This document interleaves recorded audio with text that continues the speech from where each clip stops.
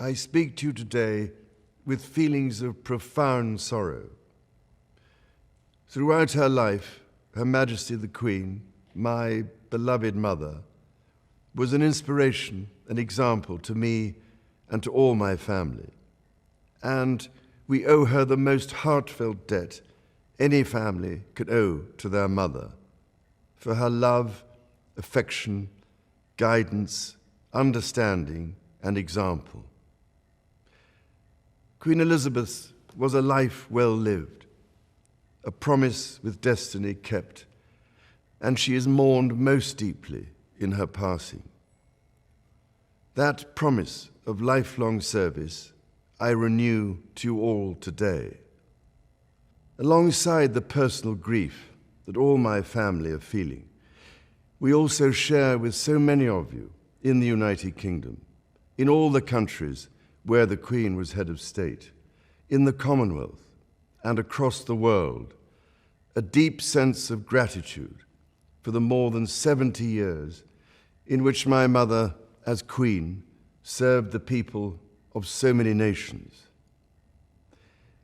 In 1947, on her 21st birthday, she pledged in a broadcast from Cape Town to the Commonwealth to devote her life, whether it be short or long, to the service of her peoples. That was more than a promise. It was a profound personal commitment which defined her whole life. She made sacrifices for duty.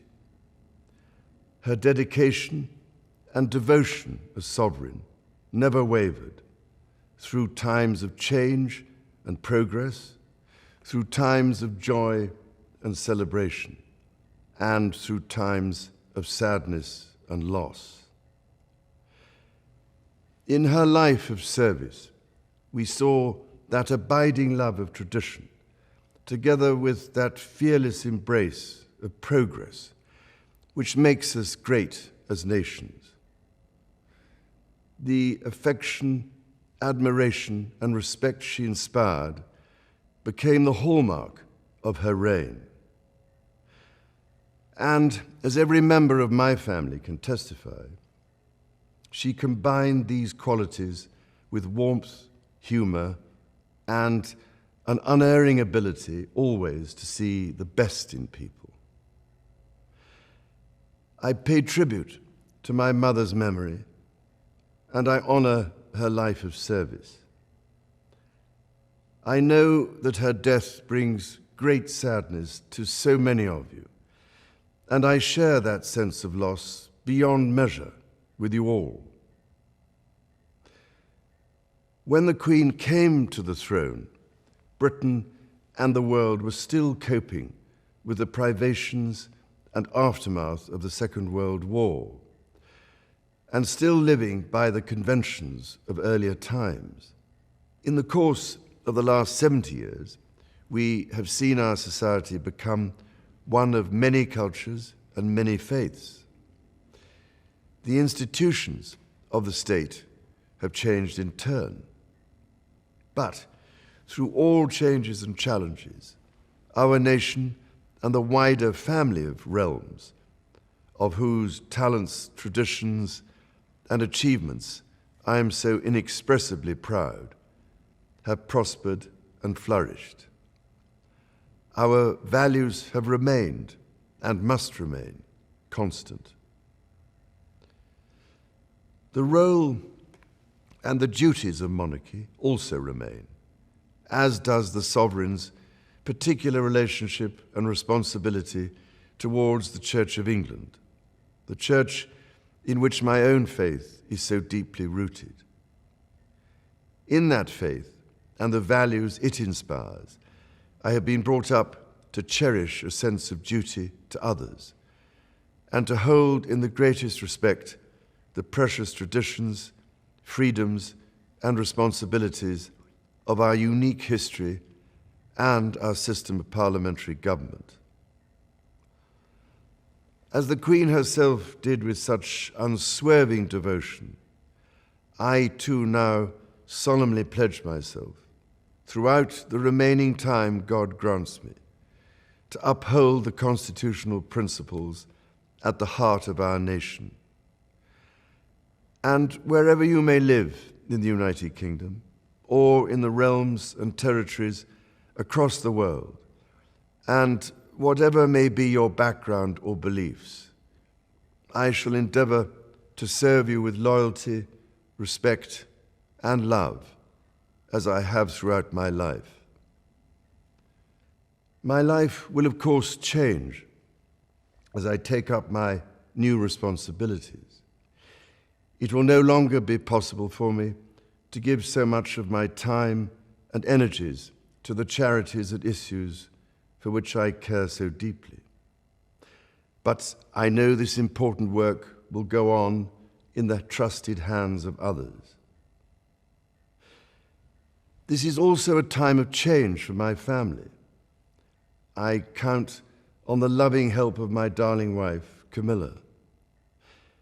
In recognition of her own loyal public service since our marriage 17 years ago, she becomes my Queen Consort.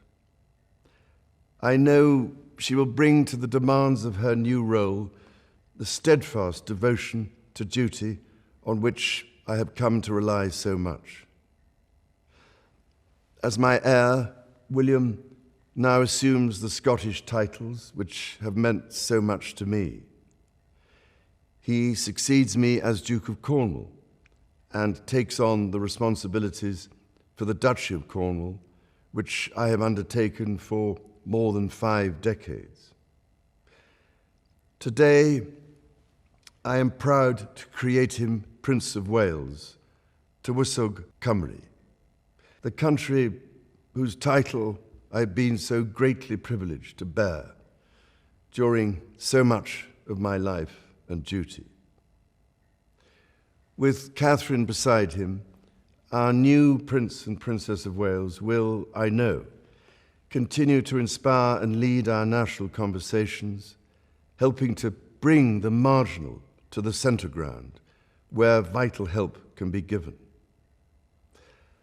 I want also to express my love for Harry and Meghan as they continue to build their lives overseas. In a little over a week's time, we will come together as a nation, as a Commonwealth, and indeed a global community, to lay my beloved mother to rest. In our sorrow, let us remember and draw strength from the light of her example. On behalf of all my family, I can only offer the most sincere and heartfelt thanks for your condolences and support. They mean more to me than I can ever possibly express. And to my darling Mama, as you begin your last great journey to join my dear late Papa, I want simply to say this: thank you. Thank you for your love and devotion to our family and to the family of nations you have served so diligently all these years. May flights of angels sing thee to thy rest.